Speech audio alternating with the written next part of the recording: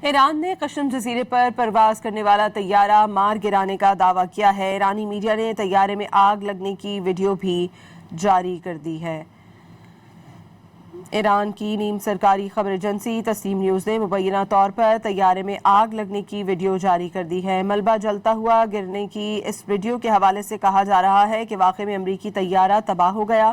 ادھر صوبہ کرمان پر امریکہ کی جانب سے داغا گیا ٹام ہاک کروز میزائل بھی فضا میں تباہ کرنے کا دعویٰ کیا گیا۔ پاسداران انقلاب کے مطابق موسان گاؤں اور قشم جزیرے کے قریب دھماکوں کے بعد کہنوج کی فضاؤں میں ٹاماہاک میزائل تباہ کیا گیا۔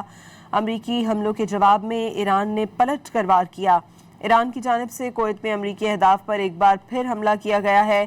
ایرانی میڈیا کے مطابق علی سالم فوجی اڈوں کو ڈرون اور میزائلوں سے نشانہ بنایا گیا۔ بحرین میں ایمیزون کے ڈیٹا سینٹر پر تباہی کی سیٹلائٹ تصاویر بھی سامنے آ گئیں۔ پاسداران انقلاب نے گزشتہ دنوں ایک جدید وار ہیڈ میزائل سے ایمیزون ڈیٹا سینٹر پر حملہ کیا تھا۔